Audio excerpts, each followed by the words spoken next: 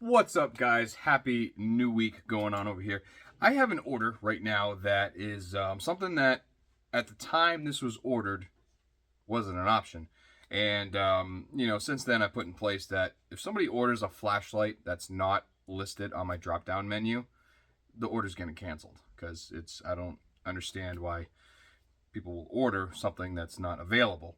But, anyways, since this order was put in, and today I have acquired that light, so I am not canceling this order and I'm letting it go. It is an FNX 45 with a TLR2. Now, I could spend the time blocking this, or I could make something and see if it works, and this is going to be interesting. So, I have a form for a Beretta M9 with the TLR2. I also have an FNX 45 with TLR1. And we know the difference between the TLR1 and the TLR2 is just the laser at the bottom, and that's pretty much it. Can I combine this pale horse mold with this copy of a pale horse mold that I made in-house? And can we make this? Let's find out. Because I think the answer is yes. Stay tuned.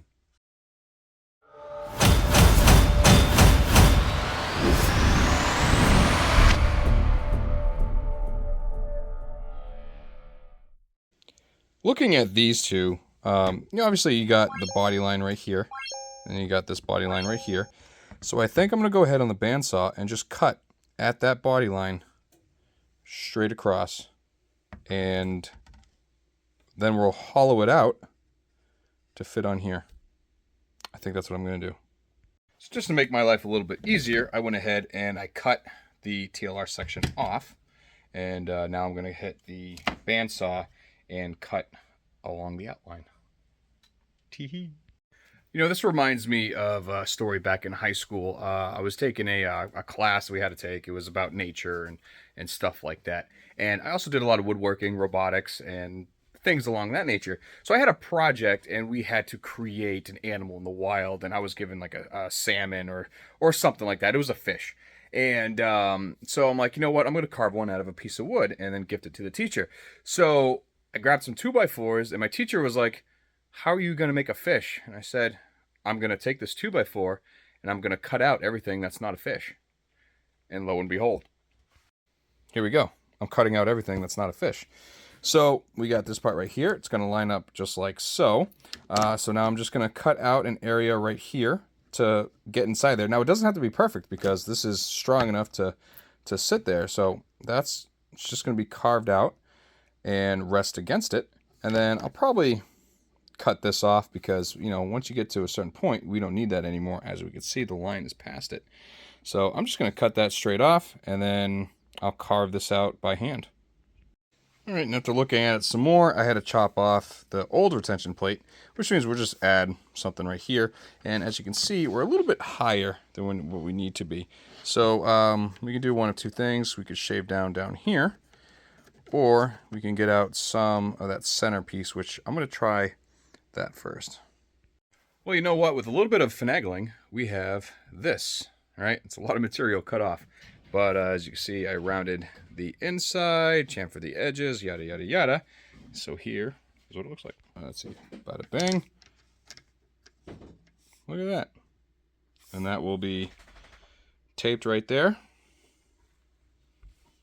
Obviously, pushed up against it. It was sitting better earlier, and there we go, like so.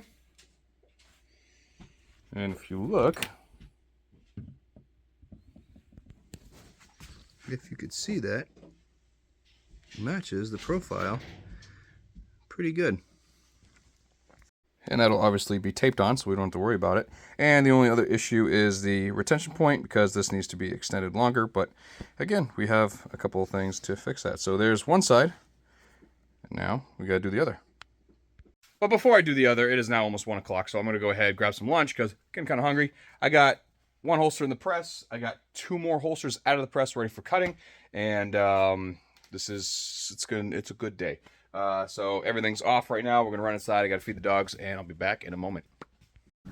All right, there's the second one. Carved everything out that wasn't a fish.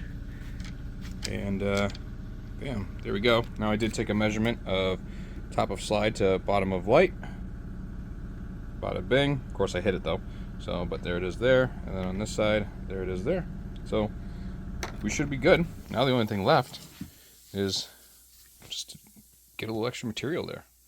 And yes, obviously this is taking just a little bit longer than it would to block it all by hand, put it in the foam press. But now, in all technicality, I have blocking to turn any TLR1 into a TLR2, which means every single one of those that's a TLR1, I can now do TLR2. So next, what I did is I actually had, I don't know if you guys remember, but I had a PX4 Storm build that I did not long ago, and I cut an old Pale Horse mold that I had that was a screw up. So I cut a couple edges off of that, and if you look, if you can see that, these are cut at 15 degrees, as he does in all his molds. So by cutting at the 15 degrees and putting it opposite of this 15 degrees, it's going to latch up.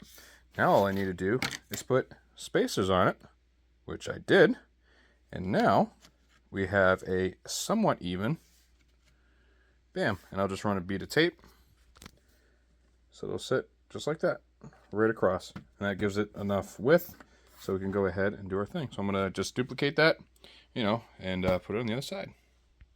And here we are mocked up for the pass, but what we're going to do is I still have to do the QLS fork, the Speedlock Gen 2, and then the other side. So I'm going to put those on, and then we're going to go ahead and throw it in the press. We are good to go. I got it on here. Unfortunately, while I spent the time finishing the blocking, I forgot to turn the oven back on. So that is heating up right now. It's at 100 degrees. Once it hits 400, I'll do a test press, or not test press, but a press to get the moisture out of the foam. And here's what we're looking like. Bada bing. So yeah, I think that's going to work out good, and I am hoping so. So let's get to it. And we're in the press. So in 180 seconds or 140 seconds, we'll see if this works.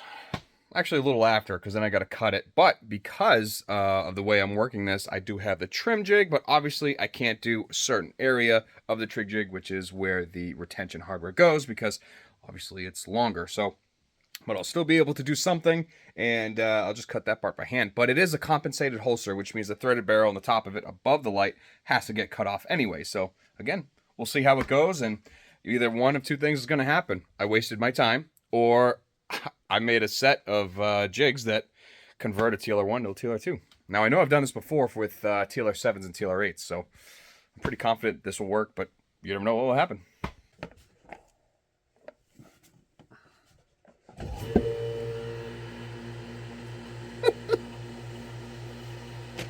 Woo, doggy! Well, hot damn. Very faint line.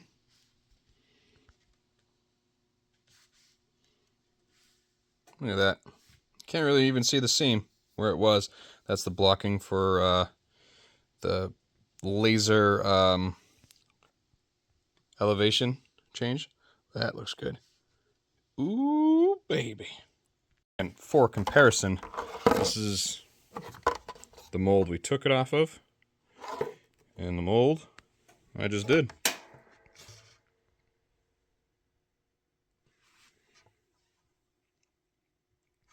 Not too bad. This is more definition because this is 0.06 Kydex. This is 0.08. Damn. Oh. Yes. But I gotta go get the kids from school. So again, movie magic. I'll be RB. Now I did forget to take one thing in consideration, and that was the trim jigs have the pins for the retention holes. So I am going to have to hold it tight against it while I cut. No big deal. Something I've done before. You just possibility of messing up the shell, but whatever.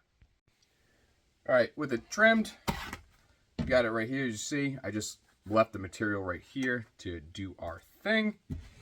And this is what I look like. As you can see, it slid. So I just held tension on it and just did what I could, but I left this open to trim it how I want. So here's the real test. Bada bing. Look at that. That and cool. All right, so that means I'm gonna go ahead, put the gusset in, and by the time you see it next, it'll be done, because this video was more not on building the holster, but modifying it from another one, making a bastard mold. So I'm gonna go ahead, finish this up. You guys will see it in a little bit. So I just cut it for the slots for the Safariland QLS, but while it's in my mind, the picture that I posted the other day about the what is this, and it was a tough one, the correct answer was the Beretta APX with the Streamlight TLR1. So there's 2 guys that ended up getting that one. So kudos to you, because that was a hard one.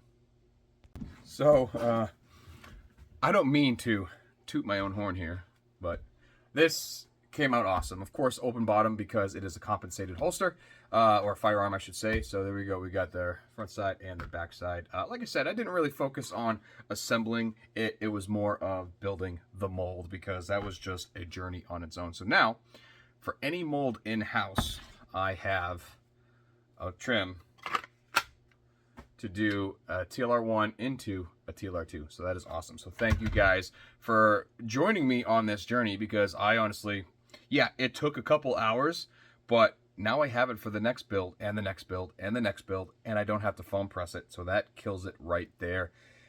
Totally worth it. So on that note, I got 4 or 5 more holsters lined up to do tonight. I got to mow the lawn, do a couple things, because it's now fall time, so it's going to get dark pretty early. I got about 2 hours left before sun goes down, so I got a lot of stuff to do outside. So I'm going to go ahead and bust that out real quick. But again, this is awesome. It looks great, and I appreciate you guys following me along. So big shout out to Holstersmith and KnifeKits.com for providing everything you see in this video, and for my expertise here. Remember, always carve out everything that's not the fish. I'll see you guys on the next one. See you later. Bye.